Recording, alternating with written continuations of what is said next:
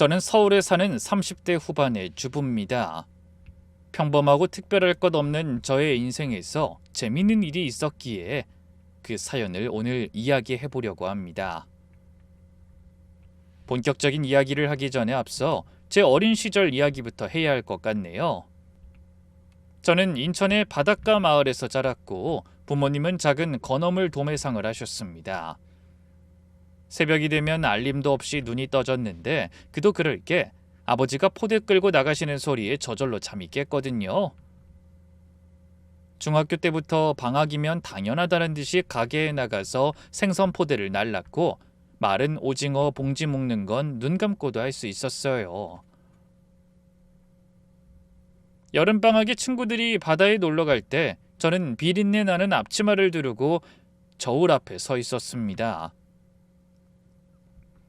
그렇게 자라다 보니까 돈이란 게 얼마나 벌기 어려운 건지를 머리가 아니라 몸이 먼저 알게 됐어요. 허리가 아프고 손이 갈라져야 겨우 통장에 몇십만 원이 찍히는 거잖아요. 그걸 14살 때부터 옆에서 봐왔으니까요. 공부를 썩 잘하는 편은 아니었는데 그래도 포기하지 않고 나름 열심히 해서 적당히 성적 맞춰 대학을 갔습니다. 부모님이 등록금 마련하느라 당시 일을 부쩍 늘리셨었는데 아버지 허리가 점점 굽어가는 게 보일 때마다 졸업하면 빨리 취직해서 스스로 벌어야겠다는 생각뿐이었어요. 대학 시절에도 과 동기들처럼 MT를 가거나 동아리 활동을 한 적이 거의 없었습니다. 학교 끝나면 곧바로 편의점 알바를 뛰었고 주말에는 학교 근처 식당에서 설거지를 했어요. 돈을 모으는 게 놀러 다니는 것보다 마음이 편했거든요. 통장 잔고가 조금씩 올라가는 걸 보면 그게 유일한 위안이었습니다. 이후에는 서울에 있는 액세서리 관련 회사에 취직을 했는데 초봉이 낮아도 정말 낮았어요. 친구한테 월급 이야기를 했더니 에이 설마 월급이 그게 다야? 라고 하길래 민망해서 말을 돌렸을 정도입니다. 근데 불평할 여유가 없었어요. 당신 부모님한테 매달 조금씩이라도 보내드리겠다는 게 그때 제 목표였거든요. 어떤 일이라도 돈만 벌 수 있으면 됐죠.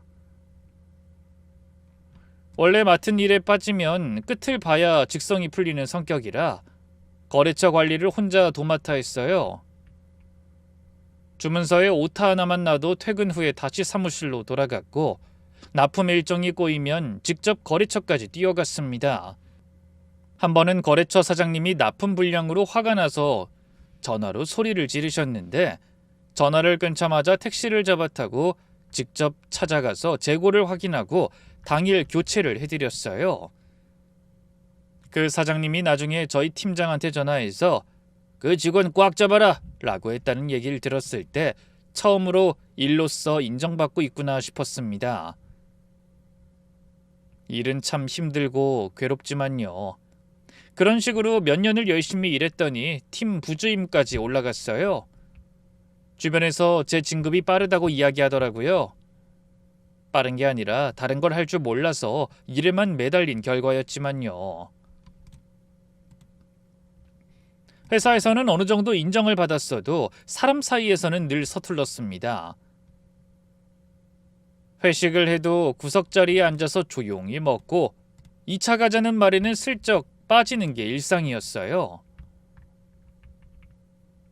워낙 내향적인 데다가 조용한 편이라서 사람이 많은 자리에만 가면 어깨가 움츠러들었습니다. 동기들이 노래방에 가면 저 혼자 소파 끝에 앉아서 탬버린만 치고 있었고 누가 마이크를 건네주면 손사래를 치면서 화장실로 도망쳤어요. 회식 자리에서 말 좀 하라는 말이 너무 싫어서 술 취한 척한 적도 있고요. 옆에서 뭐가 그렇게 부담스럽냐고 하면 그 말이 더 부담스러울 정도였죠. 퇴근하고 나면 혼자 동네 목욕탕에 가서 그저 멍하니 탕에 앉아 있는 게 유일한 낙이었습니다. 뜨거운 물에 어깨까지 담그고 천장을 바라보고 있으면 하루 종일 쌓인 것들이 녹는 기분이 들었거든요. 목욕탕 아줌마와는 짧은 인사가 하루 종일 나누는 거의 유일한 사적인 대화였어요. 주말에는 아무도 안 만나고 재래시장을 혼자 돌아다녔습니다. 뭘 사러 가는 게 아니라 그냥 시장 골목 특유의 냄새랑 소리가 좋았어요.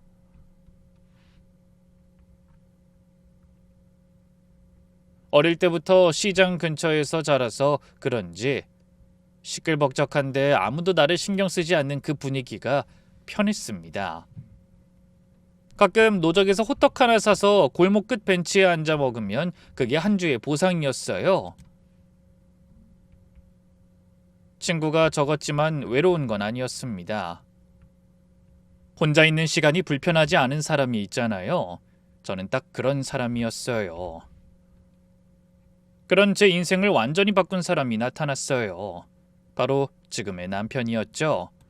이 사람은 같은 회사 영업부 소속이었습니다. 저는 관리팀이라 사무실 층이 달랐는데 이 사람은 회사에서 꽤 유명한 사람이었어요. 서울에 있는 괜찮은 대학을 나왔고 말솜씨가 좋아서 거래처 사장님들한테 인기가 많았습니다. 입사 몇 년 만에 영업 실적 1등을 했는데 그 소식이 사내 게시판에 올라왔을 때 관리팀 사무실에서도 한바탕 이야기가 나왔어요. 영업부 그 사람 또 1등이래. 얼굴만 잘생긴 줄 알았더니 일도 잘하네. 듣기로는 사람도 쾌활하고 나이스하고 엄청 괜찮다고 하더라고. 어떻게 그런 사람이 우리 회사에 온지 몰라? 옆자리 언니가 그렇게 말했을 때 저는 모니터를 보는 척하면서 속으론 심장이 쿵 내려앉았습니다. 사실 제가 전부터 쭉 관심 있던 사람이었거든요. 솔직히 처음 본 날부터 눈이 갔어요. 신입교육 때 복도에서 스쳐 지나간 게 처음이었는데 그때는 누군지도 몰랐지만 괜히 눈길이 가더라고요. 나중에 영업부 사람이라는 걸 알고 나서부터는 복도에서 마주치면 인사도 제대로 못하고 고개를 숙여버렸습니다. 그 사람은 누구한테나 밝게 인사하는 스타일이라 제가 고개를 숙이든 말든 안녕하세요 하고 지나갔는데 그 목소리가 뒤통수에 남아서 사무실까지 멍한 채로 걸어간 적이 한두 번이 아니에요. 회의 때 같은 테이블에 앉게 되면 심장이 터질 것 같아서 자료만 들여다봤고 혹시라도 눈이 마주칠까봐 고개를 돌렸습니다. 한 번은 회의 중에 그 사람이 발표를 하는데 너무 쳐다보고 있었나 봐요. 옆에 앉은 동기가 팔꿈치로 쿡 찌르면서 야, 입 좀 다물어 라고 귓속말을 했는데 그때 얼마나 창피했는지 몰라요. 웃긴 건 구내식당에서 점심을 먹을 때 회사 사람들이 그 사람 이야기를 꺼내면 귀가 쫑긋해지는 거예요. 밥맛도 모르겠고 젓가락만 뒤적거리면서 옆 테이블 이야기에 집중하고 있었죠. 표정 관리가 안 됐는지 동기 하나가 어느 날 슬쩍 찔렀습니다. 고은씨, 영업부인 홍준씨 좋아하지? 그 한마디에 얼굴이 확 빨개졌는데 부정을 못하겠더라고요. 동기한테는 제발 아무한테도 말하지 말라고 신신당부를 했습니다. 사실 평생 비밀로 하려고 했어요. 저 같은 성격에 먼저 말을 걸 수 있을 리가 없잖아요. 엘리베이터에서 단둘이 마주쳤을 때도 층 버튼만 누르고 바닥만 쳐다봤어요. 그 사람이 오늘 날씨 좋네요 라고 했는데 네 만 하고 고개를 떨궜습니다. 엘리베이터 문이 열리자마자 도망치듯 나왔고요. 그런 저를 너무 잘 아니까 그냥 마음속으로만 좋아했어요. 아침에 출근할 때 혹시 복도에서 마주치지 않을까 기대하고 마주치면 그걸로 하루가 괜찮아지고 못 마주치면 괜히 기운이 빠지는 딱 그 정도의 짝사랑이었습니다.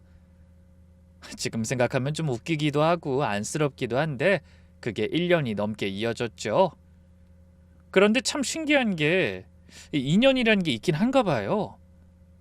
어느 저녁 저희 팀 회식이 있었는데 고깃집에 들어가 보니까 바로 옆 테이블에서 영업부가 회식을 하고 있는 거예요. 칸막이 하나를 사이에 두고 그 사람 웃음소리가 넘어오는데 밥이 목으로 안 넘어갔습니다.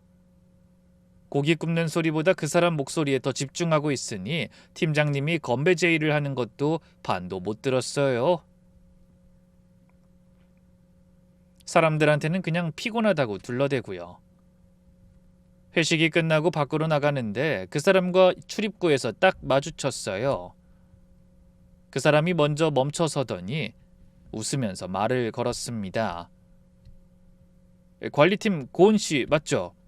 오늘 우리 옆이었네요? 아, 네. 더 말하고 싶었는데 목이 막혀서 아무 소리도 안 나왔습니다.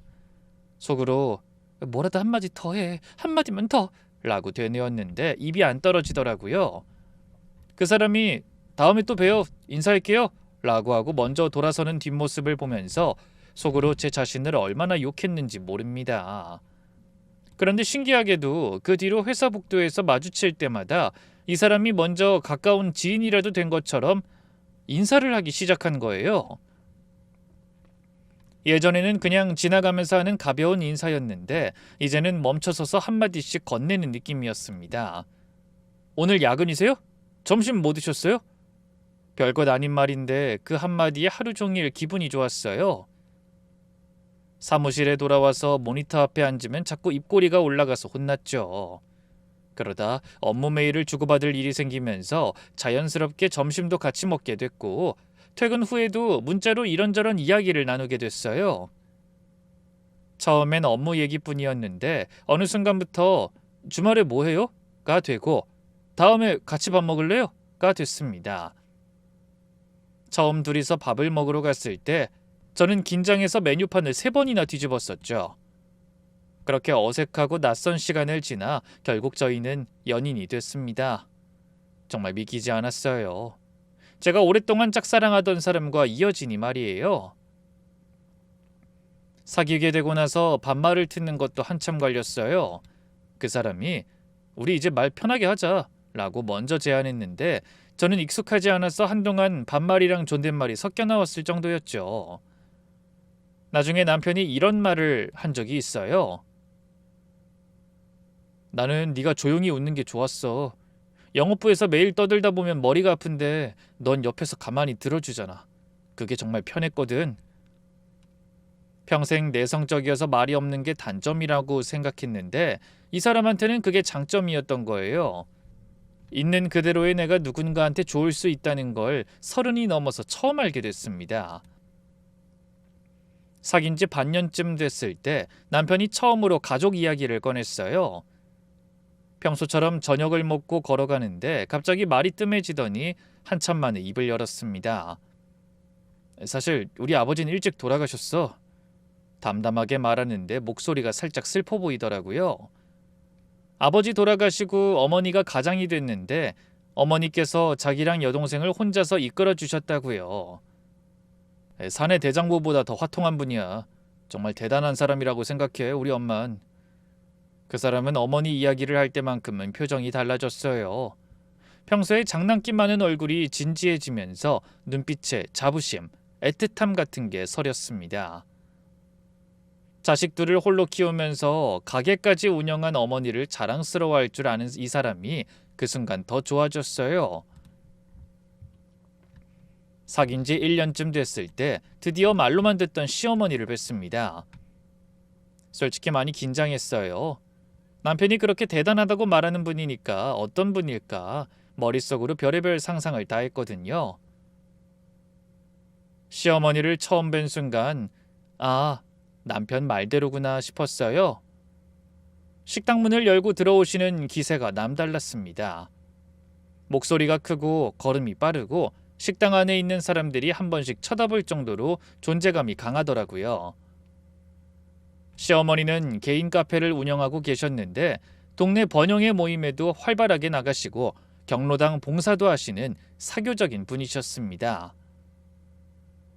동네에서 모르는 사람이 없을 정도라고 남편이 말한 적이 있었는데 직접 뵈니까 고개가 끄덕여졌어요. 자리에 앉자마자 시어머니가 대뜸 이렇게 말씀하셨습니다. 아유, 우리 홍준이가 드디어 사람을 데려왔네. 자, 밥부터 먹자. 많이 먹어, 많이. 접시를 가져다가 제 앞에 고기를 수북이 올려주시더라고요.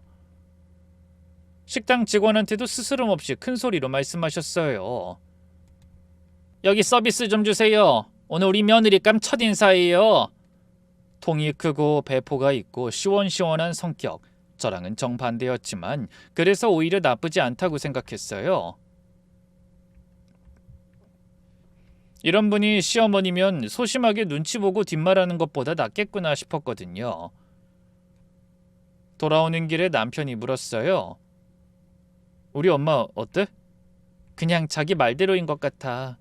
좋으신 분 같네. 물론 그날 자리에서 시어머니가 대화 주도권을 한 번도 놓지 않으셨다는 건 좀 신경이 쓰였어요. 제가 뭔가 말하려고 입을 열면 그건 그렇고 하면서 바로 끊고 본인 이야기를 이어가시더라고요. 카페 장사 이야기, 번영회에서 있었던 일, 동네 이장님 이야기, 단골 손님 이야기 등등 2시간 동안 거의 시어머니 혼자 말씀하셨습니다. 저에 대해 질문하거나 결혼 관련한 이야기에 대해서는 아무것도 없었어요. 중간에 제가 어머니 카페가 동네에서 유명한가 봐요 라고 한마디 했는데 당연하지 우리 동네에서 나 모르는 사람 없어 라고 하시면서 또 새로운 이야기를 시작하셨어요. 제가 끼어들 틈이 없었습니다. 첫 만남이니까 그러려니 했는데 그 다음에 만났을 때도 그 다음에도 똑같았어요. 만날 때마다 시어머니가 말하고 전 그저 듣기만 하는 구도가 굳어져 갔습니다. 처음엔 괜찮았는데 그게 반복되니까 그게 편하기도 하면서 슬슬 부담이 되기 시작했어요. 집에 돌아오면 귀가 멍멍한 느낌이 들 정도였거든요. 그렇게 연애 1년 반 만에 결혼이 결정됐고 준비 과정은 대체로 무난했습니다. 예식장, 혼수, 예단까지 양가가 적당히 나눠서 큰 탈 없이 진행됐어요. 시어머니가 이것저것 의견을 내시면서 예식장 꽃장식 색깔부터 식순 순서까지 하나하나 체크하시긴 했는데 그 정도는 어느 집이나 있는 일이라 넘길 수 있었습니다. 그냥 꼼꼼하신 거라고 좋게 생각했어요. 그런데 이 결혼식 한 달 전에 시어머니가 갑자기 선언을 하셨습니다. 내가 주례를 서야겠다. 남편이 깜짝 놀라서 엄마 그건 좀 아닌 것 같은데 라고 했는데도 시어머니는 단호하셨어요. 내 아들 결혼이고 이 한 몸으로 널 지금까지 키운 사람이 나인데 내가 해야지 누가 해. 남이 와서 뭘 한다고 주례를 서? 남편이 몇 번을 만류했지만 소용이 없었습니다. 저도 슬쩍 어머니 혹시 주례해 주실 은사님을 이미 알아봐 놨는데 라고 했지만 됐어. 뭐하러 남을 귀찮게 하니? 내가 할게. 한마디에 더 이상 말을 꺼낼 수가 없었어요. 결국 시어머니가 주례를 서셨습니다. 문제는 시간이었어요. 주례사를 하는데 장장 30분이 걸렸습니다. 보통 주례사가 길어야 10분 안팎인데 그 3배를 하신 겁니다. 홀로 자식을 키운 이야기부터 시작해서 아들이 어렸을 때 운동회에서 1등한 이야기, 수능날 김밥을 직접 말아 싸준 이야기, 아들이 첫 월급을 타서 고기 사준 이야기, 당신이 동네 번영회에서 공로상을 받은 이야기까지 전부 풀어놓으셨어요. 중간에 눈물까지 훔치시면서 우리 아들 잘 부탁합니다를 서너 번 반복하시는데 감동이 아니라 점점 어색한 공기가 식장을 채웠습니다. 하객석에서 웅성거리는 소리가 들리기 시작했고 저희 친정 쪽 친척들이 슬금슬금 시계를 확인하더라고요. 이모가 고개를 절레절레 흔드는 게 보일 정도였어요.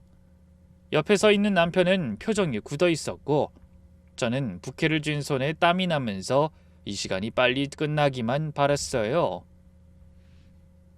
20분이 넘어가니까 뒤쪽에서 아이 우는 소리가 나고 어르신 몇 분이 자리에서 일어나 나가시는 게 보였습니다. 예식장 사람들이 뒤에서 안절부절 못하는 것도 눈에 들어왔고요. 그런데도 시어머니는 아랑곳하지 않고 말씀을 이어가셨어요. 어찌나 꿋꿋하던지요.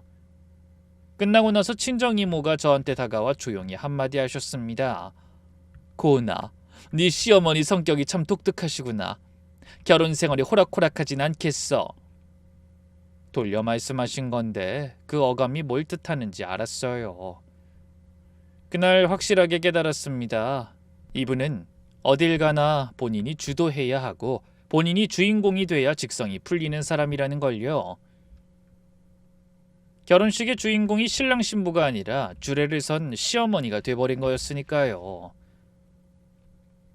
결혼 자체는 기뻤지만 앞으로 이런 일이 계속 반복되면 어쩌나 하는 불안이 가슴 한쪽에 조그맣게 자리를 잡았습니다. 그 이후 두어 달은 평화로웠어요.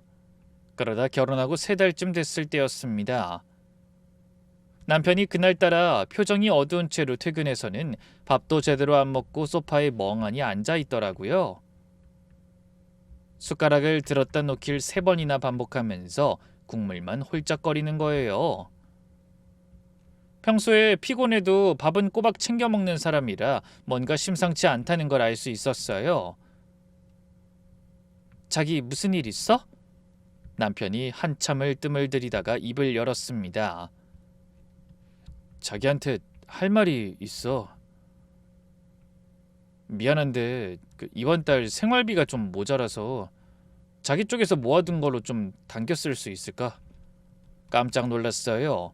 우리 둘 다 벌고 있는데 생활비가 왜 모자른지 몰라서 바로 물었죠. 갑자기 무슨 소리야? 왜 생활비가 모자라? 남편이 한참을 망설이더니 고개를 숙이면서 실토를 했습니다. 사실 결혼 전부터 어머니한테 매달 용돈을 드리고 있었다는 거예요. 그것도 소액이 아니었어요. 카페 운영비를 보태드린다는 명목으로 달마다 꽤 큰 금액을 꾸준히 보내고 있었고, 최근에 시어머니가 카페 인테리어를 새로 하겠다면서 목돈을 요구하셔서 남편이 모아둔 돈이 통째로 바닥날 위기였던 겁니다. 결혼 전부터라는 말에 머리가 확 뜨거워졌어요. 그 사실을 결혼하면서 한마디도 안 한 거잖아요. 살림을 합쳤는데 이런 지출이 있다는 걸 왜 말을 안 했는지 배신감까지 들었습니다. 화가 치밀었지만 일단 21번 크게 쉬고 말했어요. 이건 우리 둘만의 문제가 아니야. 어머니랑 직접 이야기해야 해. 남편은 제게 미안하다고만 반복했고 저의 설득에 우리는 주말에 같이 시어머니를 찾아뵙기로 했습니다. 시어머니가 카페에 갔어요. 카페 자리에 앉아서 어머니께 최대한 조근조근 말씀을 드렸어요. 어머니, 다름이 아니라 저희도 이제 막 신혼살림 차린 건데 매달 보내드리는 용돈 명목의 금액이 좀 부담이 돼서요. 금액을 조금만 조절하면 안 될까요? 그리고 인테리어 비용은 남편이 그냥 드리는 게 아니라 빌려드리는 개념이었으면 좋겠어요. 어쨌든 저희 부부가 함께 감당해야 하는 부분으로 드리는 거여서요. 공손하게 정말 조심스럽게 꺼냈어요. 목소리도 최대한 낮추고 표정도 신경 썼습니다. 근데 그 순간 시어머니 얼굴이 확 변했어요. 자리에서 벌떡 일어나시더니 까랑까랑한 목소리로 이렇게 말하더라고요. 내가 지금 구걸해서 받아먹는 줄 아냐? 내 아들이 번 돈을 애미가 받는 건데 네가 왜 참견이야? 화가 나신 건지 테이블을 탁 치셨어요. 커피잔이 흔들렸습니다. 거기서 끝이 아니었어요. 애미가 굶어 죽든 말든 상관없다 이거지? 그래 알았어. 앞으로 나 신경 쓰지 마. 바라는 대로 굶어 죽을 테니. 저는 그 자리에서 아무 말도 못하고 얼어붙었습니다. 머릿속이 하얘지는 게 이런 거구나 싶었어요. 엄청 크게 화를 내는 사람 앞에서 저는 원래 말이 안 나오는 편이거든요. 옆에서 남편도 끼어들지 못하고 고개를 숙이고 있었고 카페에 남아있던 손님 한두 분이 슬쩍 눈치를 보면서 자리에서 일어나 나갔습니다. 집에 돌아오는 차 안에서 한마디도 안 했어요. 둘 다 아무 말도 할 수가 없었습니다. 남편이 운전대를 잡은 손에 힘이 들어가 있는 게 보였고 저는 창밖만 보면서 눈물을 참았어요. 그날 이후로 단단히 결심했어요. 이분을 건드리면 난리만 나고 피곤해진다. 앞으로는 최대한 거리를 두자.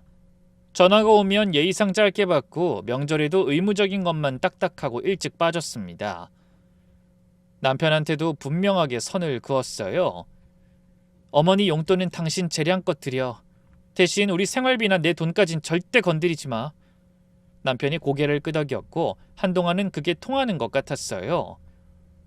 시어머니한테 직접 대면하는 일이 줄었으니까 마찰도 줄었고 나름 평화로운 시간이 이어졌습니다. 근데 그건 제 착각이었어요.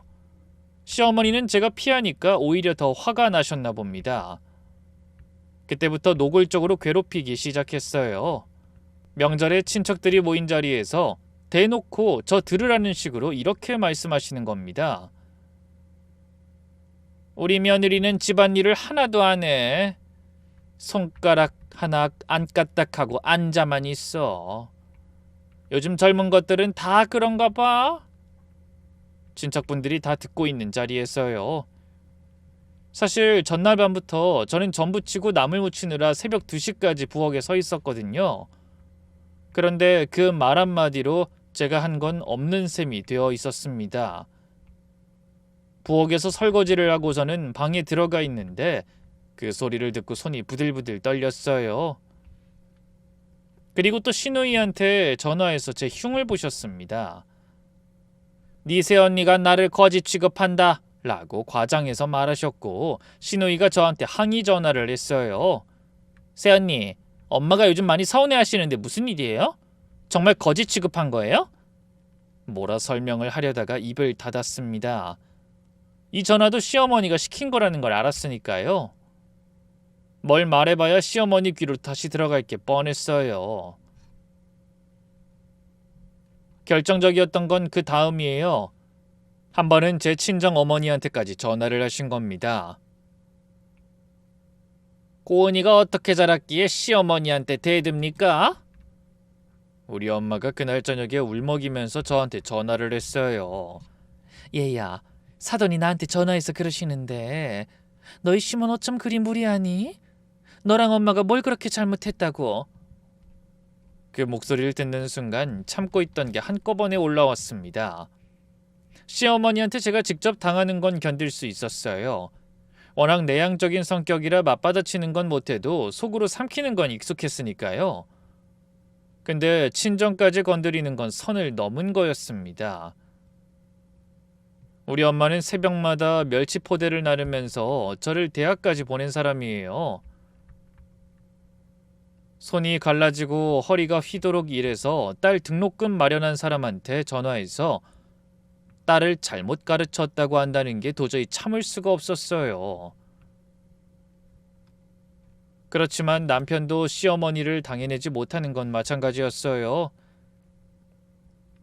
말리면 10배로 돌아오시고 무시하면 친척들한테 전화를 돌리시고 제가 못 들은 척 가만히 있으면 며느리한테 직접 연락해서 독설을 퍼부으시니까요. 남편은 그 사이에 끼어서 양쪽 눈치를 보느라 점점 지쳐갔습니다. 나도 이젠 어떻게 해야 할지 모르겠어. 아니, 엄마가 말을 안 듣는 거 당신도 겪어봐서 알잖아. 내 말이라도 똑같아. 남편이 그렇게 이야기했을 때 이 사람도 피해자구나 싶은 마음이 한쪽에 있었어요. 근데 그렇다고 이대로 당하고만 있을 순 없다는 생각이 다른 한쪽에서 올라왔습니다. 시어머니가 화를 내시건 험담을 하시건 그건 그분의 문제이고 우리 가정이 흔들리는 건 다른 문제잖아요. 고민 끝에 정면 승부 대신 다른 방법을 쓰기로 했습니다. 뭘 했냐면요. 어머니가 그렇게 원하는 대로 꼬박꼬박 연락을 남겨서 다른 잡음이 나오지 않게 하는 거였어요. 저는 매일 문자를 예약해둬서 자동으로 똑같은 시간에 가도록 설정했어요. 시모에게 하는 연락을 제 하루의 루틴으로 두었죠. 어머니 식사하셨어요? 어머니 요즘 날씨가 추운데 건강하시죠? 어머니 카페 장사 잘 되시나요? 건강 챙기면서 하세요. 딱 이 정도 안부 문자를 주기적으로 보냈습니다. 시어머니가 답장을 하시면 예의 바르게 짧게 받았고 전화를 하시면 한두 마디 안부만 주고받고 끊었어요. 시어머니가 돈 이야기를 꺼내시면 어머니 마음은 정말 알겠는데 저희도 빠듯해서요 를 웃는 목소리로 말하고 넘겼습니다. 같은 말을 반복해도 절대 짜증을 내거나 목소리를 높이지 않았어요. 기계처럼 일정하게, 예의 바르게, 하지만 단호하게. 핵심은 이거였어요. 겉으론 안부를 빠짐없이 챙기는 착한 며느리, 하지만 돈은 절대 내주지 않는 것. 시어머니 입장에서는 며느리가 연락도 꼬박꼬박하고 목소리도 밝고 문자도 정성스럽게 오니까 주변 사람들한테 험담하기가 애매해진 거예요. 연락했다는 자료가 남아있으니까 며느리가 연락도 안 한다는 말을 못 하잖아요. 실제로 효과가 있는 듯 했어요. 시어머니가 친척들한테 전화 돌리는 빈도가 눈에 띄게 줄었고 시누이한테서 항의 전화도 끊겼습니다. 시댁에 가도 예전만큼 대놓고 티를 안 내시더라고요. 불편한 건 여전했지만 적어도 제가 불편해할 만한 일은 전부 사라졌어요. 한동안 이 방법이 통했고 1년 가까이 적당한 거리가 유지됐습니다. 근데 말이에요. 이 적당한 거리라는 건 양쪽이 다 납득할 때만 유지되는 법이에요. 한쪽이 불만을 안고 있으면 그 거리는 결국 무너지기 마련이고 시어머니 쪽에서 그 불만이 터져나오는 건 시간 문제였습니다. 그 평화가 깨진 건 뜻밖의 소식 때문이었어요. 오랫동안 건어물 도매상을 하시던 친정 부모님이 체력 한계를 느끼시고 좀 더 편한 업종으로 바꾸고 싶다며 작은 분식집을 새로 차리셨거든요. 부모님이 오래 모아둔 본인들 자금으로 차리신 거였죠. 저한테는 넌 신경 쓰지 마라. 우리가 알아서 하는 거다. 라고 하셨고 저도 돈을 보탠 적이 없었어요. 가게 오픈날 가서 화분 하나 들고 간 게 전부였습니다. 가게 오픈날 가보니까 이모가 먼저 와서 큰 화분을 갖다 놓으셨고 동네 분들이 축하한다고 떡을 돌리고 계시더라고요. 부모님이 서로 마주보면서 웃는 게 정말 오랜만에 보는 표정이었어요. 이전에는 늘 지친 얼굴이셨는데 새 가게를 시작하니까 두 분 다 눈빛이 달라지셨더라고요. 저도 기분이 좋았습니다. 문제는 이 소식이 시어머니 귀에 들어가면서 완전히 다른 이야기가 됐다는 거예요. 남편이 전화통화 중에 무심코 장인어른이 분식집을 새로 차리셨더라고요 라고 말한 걸 시어머니가 들으신 모양이에요. 그날 밤에 바로 시어머니한테 전화가 왔습니다. 꼬은아, 사돈댁이 가게를 새로 차렸다며? 옆에서 듣던 남편이 네, 장인어른이 모으신 돈으로 직접 여신 거예요 라고 대신 대답했는데 그걸 들은 시어머니가 바로 목소리를 높이셨어요. 본인 돈으로? 거짓말 마라. 고은이가 뒤에서 돈 댔을 거 아니야. 고은아, 네가 대답해봐. 너네 둘이서 사돈 가게 차려주는 건 도와주면서 왜 내 카페는 안 도와주냐? 남편이 아무리 설명을 해도 막무가내였습니다. 그럼 나도 카페 옆자리 나온 거 잡아서 확장하겠다. 너희가 의무적으로 도와줘라. 라고 선언을 하셨어요. 남편이 엄마, 카페가 지금도 적자인데 확장을 하면 어떡해? 라고 했더니 그건 내가 알아서 할 테니까 확장하는 줄로만 알아라. 라며 끊어버리셨습니다. 전 당황하고 어이가 없어서 다시 전화해 이야기했죠. 어머니, 카페 확장 이야기 말이에요. 혹시 무리가 되시지 않을까 걱정이 됩니다. 저희는 도와드릴 형편도 안 되고요. 저희 부모님은 정말로 자신의 힘으로 가게를 차리신 거예요. 걱정은 무슨? 설마 친정만 도와주고 시댁은 개무시하려는 건 아니겠지? 그런 꿍꿍이로 나한테 잘해줬다는 거 다 안다. 너희는 맞벌이니까 여윳돈 마련하는 건 어렵지 않을 테니 기다리겠다. 그 말을 듣는 순간 알았습니다. 시어머니가 제 예약 문자에 마음을 놓인 게 아니었다는 걸요. 오히려 더 의심하고 계셨던 거예요. 며느리가 갑자기 친절해진 건 뭔가 속에서 일을 꾸미고 있기 때문이다. 시어머니는 그렇게 해석하고 계셨습니다. 제가 문자를 보낼 때마다 또 뭘 꾸미는 거지? 라고 생각하셨을 거예요. 1년 동안 쌓아온 적당한 거리가 친정 부모님 가게 하나 때문에 한순간에 무너져 버렸습니다. 결국 저희는 돕지 않았고 그 와중에 시어머니는 번영의 모임 사람한테 돈을 구했는지 어쨌는지 결국 카페 옆자리를 얻으셨어요. 남편이 몇 번을 말렸는데도 고집을 꺾지 않으셨습니다. 내가 살아온 세월이 몇 년인데 장사를 모르겠냐? 안 도와줄 거면 말을 말아라! 라는 말로 모든 반대를 잘라버리셨어요.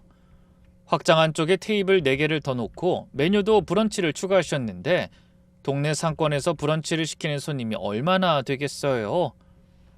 식자재만 쌓이고 손님은 안 오니까 한 달 지나면서 냉장고에서 유통기한 지난 식재료를 버리는 일이 반복됐습니다. 원래 카페도 빠듯한데 월세가 2배가 된 거니까 적자가 불어나는 건 당연한 결과였죠. 그리고 적자가 나면 그 불똥이 어디로 튈진 뻔했습니다. 예상대로 시어머니의 돈 요구가 다시 시작됐어요. 근데 이번에는 저한테 직접 하시는 게 아니라 남편을 통해서 오더라고요. 남편이 어느 날 퇴근하고 와서 한참을 머뭇거리다가 입을 열었습니다. 엄마가 카페 식자재 값이 밀렸다고 좀 급하대. 또? 미안해. 근데 진짜 급한가 봐. 이번만. 남편의 오랜 생존 방식이 그거였어요. 어머니한테 정면으로 맞서면 10배로 돌아오는 걸 아니까 적당히 들어주고 넘기는 거요. 그게 그 사람이 어릴 때부터 몸에 밴 습관이었습니다. 대장부 같은 어머니 밑에서 자란 아들이 살아남는 방법은 수능뿐이었던 거예요. 자기야, 당신이 맞춰줄수록 요구는 더 커지고 우리만 쪼그라들어. 그거 알잖아. 알아. 근데 안 들어주면 일이 더 커져. 그건 당신도 알잖아. 그래도 안 되는 건 안 되는 거야. 어머니께 말씀드려. 남편의 말이 맞긴 했어요. 들어주지 않으면 시어머니는 별의별 방법을 다 써서 저희를 괴롭혀 왔으니까요. 남편 입장에서는 적당히 돈을 보내드리는 게 가장 조용한 해결책이었던 겁니다. 근데 전 그게 답답했어요. 드리면 드릴수록 더 많이 요구하는 게 어머니였으니까요. 어머니에게 돈을 보낼 수 없게 되자 부부 사이에 냉기가 흘렀습니다. 밥을 먹으면서도 한마디도 안 하는 날이 생기기 시작했고 남편이 거실에서 전화를 받다가 제가 나오면 목소리를 낮추는 게 보였어요. 시어머니한테 전화가 온다는 걸 숨기는 거였습니다. 한 번은 남편 핸드폰에서 시어머니 부재중 전화가 7통이나 뜬 걸 봤는데 남편이 황급히 화면을 덮더라고요. 그게 더 화가 났어요.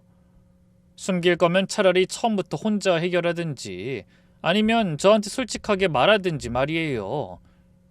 중간에서 눈치만 보는 게 제일 비겁하게 느껴졌거든요. 어느 주말에 남편이 외출한 사이에 혼자 거실에 앉아 있었는데 문득 결혼 전에 이 사람이 했던 말이 떠올랐어요. 사내 대장부보다 더 화통한 분이야. 그때는 자랑이었는데 지금은 그게 이렇게 무섭게 돌아올 줄은 몰랐죠. 평소에 내향적이고 조용한 제가 이 문제만큼은 오기가 생겼습니다. 이대로 흐리멍텅하게 굴면 평생 눌려 산다. 매일 밤 그 생각이 머리를 떠나지 않았어요. 조용한 성격이라고 만만하게 보면 안 된다는 걸 보여줘야 했어요. 저 자신한테도 시어머니한테도. 어느 날 남편이 또 시어머니 전화를 받고 나서 한숨을 쉬더니 서랍에서 뭔가를 꺼내더라고요. 카드 한 장이었습니다. 대화 내용을 듣고 보니 그 카드는 시어머니 명의 카페 경비용 체크카드인데 남편이 부카드를 발급받아서 갖고 있는 거였어요. 시어머니가 온라인 주문이나 카드 결제를 잘 못하시니까 남편이 대신 해주려고 들고 있었던 거예요. 시어머니 자금이 들어있고 남편이 필요시 카드만 운용하는 구조였죠. 남편이 한숨을 쉬면서 그 카드를 서랍에 넣는 걸 봤어요. 서랍이 덜 닫히면서 카드 모서리가 삐져나와 있었습니다. 거실불이 꺼지고 남편이 잠든 뒤에 서랍에서 그 카드를 꺼내서 지갑에 넣어뒀죠. 조용한 사람이 한번 움직이면 무섭다는 걸 보여주고 싶었어요. 그러다 며칠 후 오전이었어요. 남편은 지방으로 출장을 갔고 저는 아이 이유식을 만들고 있었는데 시어머니한테서 전화가 왔습니다. 오늘 저녁에 좀 보자. 할 얘기가 있어. 어머니 오늘요? 남편이 출장 중인데 너 혼자 와. 너한테 할 말 있으니까. 뭔가 찜찜했어요. 남편 없이 저를 따로 부르시는 건 처음이었으니까요. 무슨 이야기를 하려는 건지 감이 안 잡혔습니다. 아이가 친정에 맡기고 시어머니가 말씀한 고깃집으로 갔어요.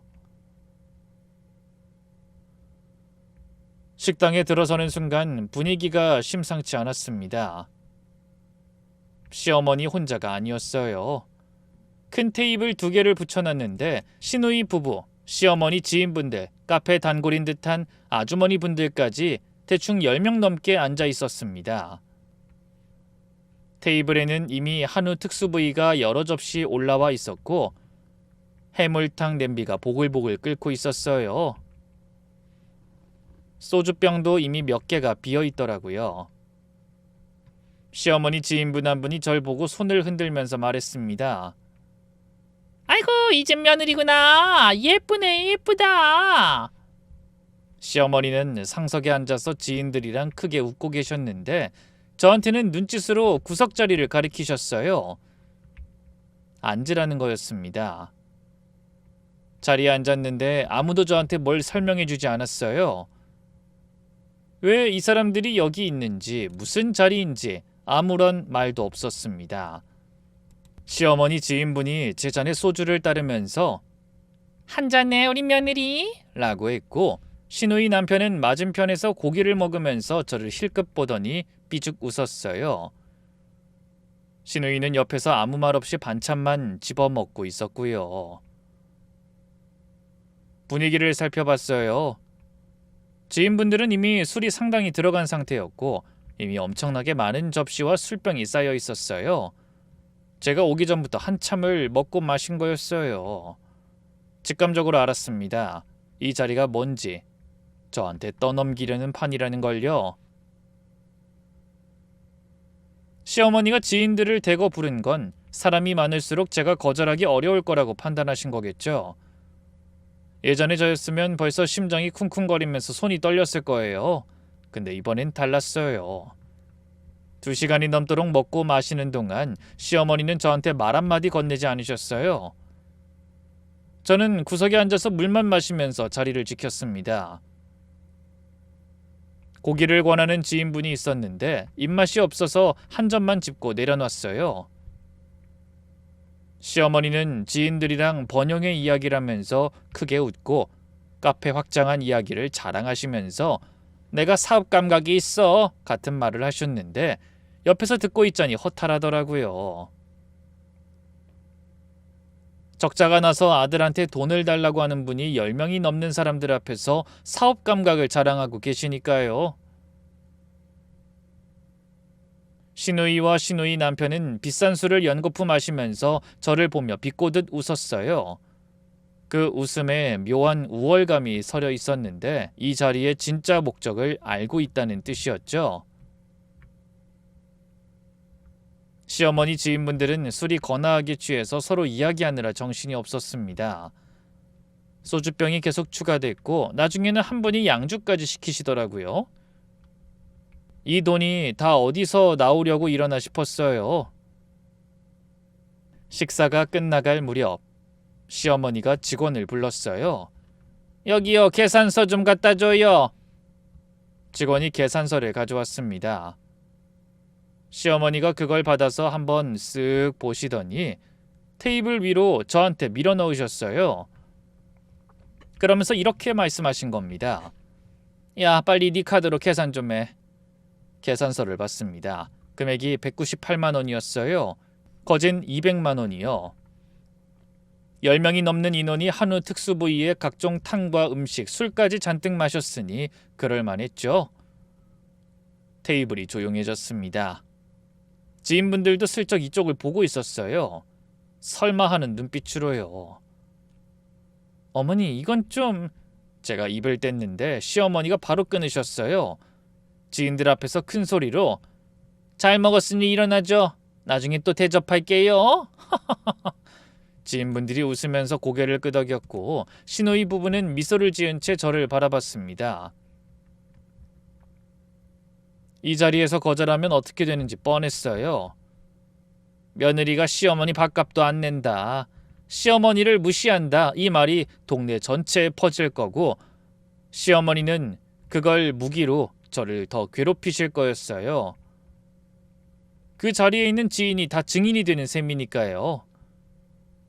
잠깐 숨을 고르고 자리에서 일어났습니다. 카운터로 걸어가는 걸음이 긴 복도처럼 느껴졌어요. 뒤에서 지인분들이 수근거리는 소리가 들렸고 시어머니의 시선이 등에 꽂히는 것 같았습니다. 카운터 앞에 서서 지갑을 열었어요. 제 카드 옆에 그 카드가 나란히 꽂혀 있었습니다. 손가락이 제 카드 위를 지나서 시어머니 카페 경비용 체크카드를 뽑아들었어요. 일시불이요. 단말기에 카드를 갖다 대고 삐하는 결제음이 울렸습니다. 영수증이 나오는 걸 확인하고 카드를 지갑에 넣었어요. 테이블로 돌아가지 않았습니다. 그대로 식당 문을 열고 나왔어요. 뒤에서 시어머니가 야! 하고 부르는 소리가 들렸지만 돌아보지 않았어요. 밤바람이 차가웠는데 속은 오히려 시원했습니다. 주차장까지 걸어가면서 심장이 쿵쿵 뛰었지만 발걸음은 가벼웠어요. 그날 밤 집에 와서 멍하니 거실 소파에 앉아 있었어요. 아이는 친정에서 자는 중이었고 집이 조용했습니다. 뭔가 큰일을 벌일 것 같은 긴장감과 잘한 것 같다는 묘한 쾌감이 동시에 밀려왔어요. 이런저런 생각을 하다가 새벽에 겨우 잠이 들었습니다. 다음 날 아침 핸드폰을 집어 들었는데 화면에 숫자가 가득했어요. 알림이 쏟아지면서 화면이 넘어갈 정도였습니다. 부재중 전화, 시어머니 63통, 시누이 22통, 모르는 번호 15통 등 새어머니가 거의 100통이었어요. 시간대를 보니까 밤 11시쯤부터 새벽 3시까지 집중적으로 온 거였습니다. 제가 잠든 사이에 폭풍이 지나간 거였어요. 문자도 쌓여 있었습니다. 시어머니 문자만 20 몇 개였는데 맨 위에 적혀 있는 게 이거였어요. 너 미쳤냐? 왜 내 카드로 긁었어? 당장 전화해! 저는 침착하고 시누이한테 먼저 전화를 걸었습니다. 시누이가 받자마자 다급한 목소리로 말하더라고요. 새언니, 엄마가 난리예요. 어젯밤에 완전히 뒤집어졌다고요. 알고 보니 이랬어요. 시어머니가 그날 밤 집에 돌아가셔서 카페 경비 통장 알림을 확인하신 겁니다. 체크카드는 결제하면 바로 문자가 오잖아요. 198만 원 출금. 시어머니가 처음엔 뭔가 착오가 생겼나 싶으셨대요. 그래서 아들한테 전화를 하셔서 야, 너 카페 부카드 어디 있냐? 라고 물으셨고 남편이 출장 중에 전화를 받고서 그거 집에 있는데 라고 한 거예요. 순간 시어머니 머릿속에서 그림이 그려진 거죠. 본인이 며느리한테 계산을 시켰는데 며느리가 순순히 카드를 긁은 줄 알았더니 그게 자기 카드였던 거예요. 정확히 말하면 본인 돈이 담긴 카페 경비카드에서 198만 원이 빠져나간 거였죠. 며느리를 골탕 먹이려고 부른 자리에서 돌아와 보니 본인 통장이 털린 셈이에요. 그것도 본인이 네가 계산해라고 시켜서요. 시어머니는 밤새 저한테 전화를 하면서 왜 내 카드로 긁었냐? 당장 돈 돌려놔라! 라고 문자를 퍼부은 거였습니다. 모르는 번호 15통은 시어머니가 지인들한테 제 번호를 뿌려서 지인분들이 며느리야, 시어머니가 속상해 하시니까 연락 좀 드려라 하고 건 전화였어요. 남편이 출장에서 돌아왔을 때 표정이 안 좋았어요. 출장지에서 시어머니한테 전화를 수십 통 받았을 테니 당연하죠. 저는 카드 내역이랑 시어머니 문자를 전부 테이블에 펼쳐놓고 기다리고 있었습니다. 남편이 한참 동안 문자를 읽더니 시어머니한테 전화를 걸었어요. 스피커폰으로 들었는데 시어머니가 전화를 받자마자 소리를 지르셨습니다. 그 도둑년이 내 카드를 훔쳐서 썼어. 사기야 이건. 남편이 한숨을 쉬면서 말했어요. 아이 엄마가 고은이한테 계산하라고 한 거잖아. 그게 왜 사기야? 전화기 너머로 시어머니가 말문이 막히시는 게 느껴졌어요. 잠깐 침묵이 흐르다가 난 걔한테 계산하라고 한 거야. 그리고 걔는 내 카드인 줄 알고 쓴 거 아니야. 일부러 그런 거라고. 라고 하셨는데 남편이 엄마가 카드로 계산하라고 했고 아내는 본인이 계산하는 행동만 하면 되는 줄 알고 한 거야. 어떤 카드로 할지는 엄마가 지정 안 했잖아요. 애초에 엄마랑 엄마 지인들이 먹은 밥이라며 라고 했습니다. 남편은 그렇게 전화를 끊고 한참을 침묵했어요. 그리고 저한테 물었어요. 이 카드를 당신이 어떻게 갖고 있었어? 당신 서랍에서 봤어. 어머니 카드잖아. 이런 상황이 생길 줄 알고 갖고 있었어. 어머니가 의도적으로 나 골탕 먹이려고 판을 버리고 계산시킨 거 알겠지? 남편이 눈을 감았어요. 한동안 아무 말이 없었습니다. 제가 그 카드를 일부러 쓴 거라는 걸 알았겠죠. 남편이 화를 낼 수도 있었어요. 왜 내 서랍을 뒤졌어? 그렇게 나올 수도 있었습니다. 근데 이 사람도 지쳐 있었던 거예요. 어머니 뒷바라지를 하면서 아내한테 숨기고 아내한테 미안해하면서 어머니 눈치를 보고 그 사이에서 계속 양쪽에 사과만 하는 생활이 남편도 한계였던 겁니다. 한참 동안 거실에 침묵이 흘렀어요. 시계 초침 소리가 유난히 크게 들렸습니다. 남편이 소파에 등을 기대면서 천장을 바라보더니 작은 목소리로 말했어요. 나도 알아. 이대로는 안 된다는 거. 그동안 엄마 눈치 보면서 너한테 미안하다는 말만 했잖아. 근데 달라지는 건 없었지. 이제 엄마한테 확실하게 선 긋자. 정말 미안해. 남편이 제 눈을 마주보면서 그렇게 말했을 때 이 사람이 진심이라는 게 느껴졌어요. 저는 고개를 끄덕이면서 다음 단계를 준비했습니다. 며칠이 지나도 시어머니는 가라앉지 않으셨어요. 매일 전화가 왔고 문자에는 돈 돌려놔라, 도둑년, 사기꾼이라는 말이 섞여 있었습니다. 저는 일부러 안 받고 안 읽었어요. 시간이 지나면 시어머니가 직접 찾아오실 거란 걸 알았거든요. 참을성이 없는 분이니까 전화로 안 되면 반드시 몸을 움직이거든요. 예상대로였어요. 며칠 뒤 오후에 초인종이 울렸는데 모니터를 보니까 시어머니가 서 계셨습니다. 표정이 험악했어요. 현관문을 열자마자 들어오시면서 신발도 안 벗고 거실까지 성큼성큼 걸어오셨습니다. 손에 핸드백을 쥐고 계셨는데 그 손에 힘이 잔뜩 들어가 있는 게 보였어요. 내 돈 200만 원 당장 내놔 이 도둑년아. 목소리가 아파트 복도까지 울릴 정도였어요. 남편이 방에서 급히 나와서 엄마 일단 앉아 라고 했는데 시어머니는 서 있는 채로 저를 노려보셨어요. 저도 서 있었습니다. 평소에 저였으면 고개를 숙이고 말문이 막혔을 거예요. 심장은 쿵쿵 뛰고 있었지만 이번엔 시선을 피하지 않았어요. 며칠 동안 머릿속으로 이 장면을 수십 번 시뮬레이션 했거든요. 무슨 말을 할지, 어떤 순서로 할지, 시어머니가 뭐라고 하면 뭐라고 받을지 말이에요.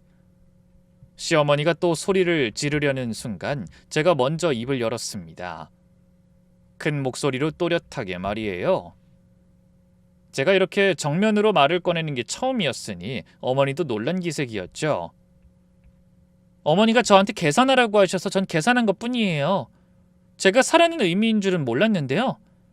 어머니와 시댁 가족들 그리고 친구분들이 드셨으니 제가 계산해야 한다고 생각하지 않았고요. 어머니가 취하셨으니 마침 제가 갖고 있던 어머니 카드를 내밀었을 뿐이에요. 시어머니 얼굴이 붉어졌어요. 말장난하지 마! 네 돈으로 내라는 뜻인 거 알았잖아! 그렇다면 처음부터 그렇게 말씀하셨어야죠. 며느리가 한 턱 내줘라고 했으면 냈을 거예요. 근데 그것만 듣고 제가 어머니 의중을 어떻게 알아요? 가게 CCTV에도 다 찍혔을 거예요. 그렇게 부당하다고 생각하면 경찰서 가서 말씀해 보시던가요. 시어머니가 할 말을 잃으신 게 보였어요. 근데 이분이 그냥 물러나실 분이 아니잖아요. 그래도 그 카드는 내 카드야. 네가 내 카드를 훔쳐서 쓴 거라고. 그때 남편이 끼어들었어요. 엄마, 그 카드를 고은이한테 준 건 나야. 어차피 내가 엄마 도우려고 갖고 있던 거잖아. 그 돈으로 다른 데 쓴 것도 아니고 엄마가 밥 먹은 밥 계산한 건데 뭐가 잘못된 거야. 시어머니가 아들을 쏘아보셨어요.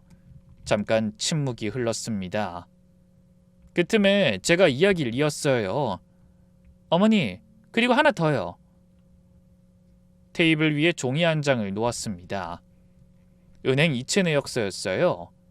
결혼 직후에 시어머니가 카페 인테리어를 새로 하겠다면서 남편한테 빌린 돈이 있었거든요. 금액이 적지 않았습니다. 남편한테 물어서 정확한 금액과 날짜를 확인했어요. 시어머니가 다음 달에 갚을게 라고 하셨는데 한 번도 갚은 적이 없었어요. 어머니, 이건 남편이 결혼 전에 어머니한테 빌려드린 돈이에요. 이체 날짜도 금액도 다 나와 있습니다. 어머니가 갚겠다고 하셨는데 아직 한 푼도 안 갚으셨죠? 시어머니 눈이 이체 내역서 위에 숫자를 따라가는 게 보였어요. 200만 원 돌려달라고 하시려면 이것부터 정리하셔야 하는 거 아닌가요? 더 난리 피우시면 이 돈 얄짤없이 당장 받아낼 거고요. 조용히 돌아가시면 기한 한 달 연장해 드릴게요. 어떻게 하시겠어요? 방안이 조용해졌어요. 시어머니가 입을 벌렸다 닫았다를 반복하셨습니다. 숫자 앞에서는 큰 소리가 나오지 않더라고요. 감정으로 밀어붙이던 분이 구체적인 금액과 이체 내역이 적힌 종이 한 장 앞에서 아무 말도 못하셨어요. 어머니, 이제부터 저희한테 돈 이야기 하지 마세요. 다음에 또 이러시면 그땐 대화로 끝내지 않겠습니다. 시어머니는 한참 동안 서 계시다가 분하다는 듯 씩씩거리며 신발을 신고 나가셨어요. 현관문이 닫히는 소리가 들렸고 전 그제야 다리에 힘이 풀리면서 소파에 주저앉았습니다. 손이 떨리고 있었어요. 겉으로는 담담하게 말했지만 속은 쿵쿵 뛰고 있었거든요. 남편이 옆에 앉더니 아무 말 없이 제 손을 잡았습니다. 그날 이후로 시어머니한테 연락이 뚝 끊겼어요. 예전 같았으면 친척들한테 전화를 돌리고 시누이를 앞세워 난리를 치셨을 텐데 이번엔 아무 소리가 없었습니다. 일주일이 지나고 보름이 지나도 전화 한 통 없었어요. 처음엔 오히려 불안했습니다. 폭풍전야 같은 느낌이랄까? 뭔가 더 큰 걸 준비하고 계시는 건 아닌가 싶어서요.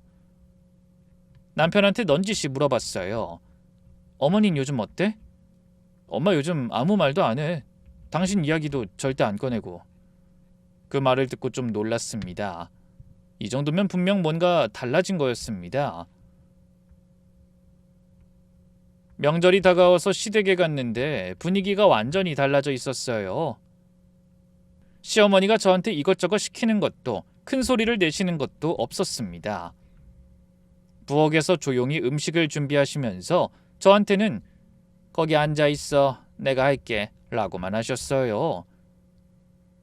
예전에는 상상도 못할 말이었습니다. 제가 설거지를 하려고 일어나니까 됐어. 놔둬. 라고 하시더라고요. 어색했어요. 이런 말을 하시는 게 처음이었으니까요. 친척들이 오히려 이상하다는 듯 눈치를 봤습니다. 어머니가 오늘 왜 저래? 하고 수근거리는 소리가 들렸는데 저는 모른 척 평소대로 지냈죠. 시어머니가 밥을 드시면서 저를 한번 쳐다보셨는데 그 눈빛이 예전 같은 날카로움이 아니었어요. 경계하는 눈이었습니다. 만만하게 보던 며느리한테 한 방 맞은 사람의 눈빛이었어요. 이분은 평생 큰 소리로 밀어붙이면 다 통하는 세상에서 살아오신 거예요.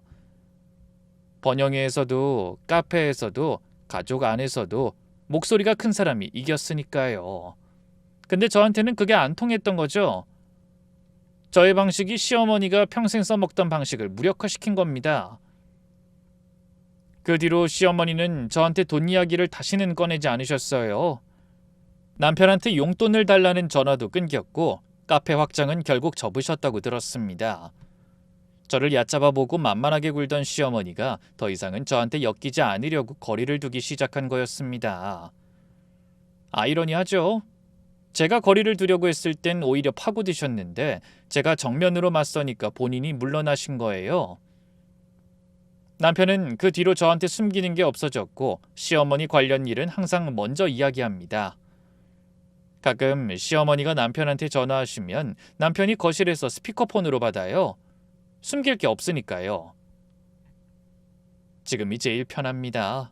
가깝지도 멀지도 않은 적당한 거리.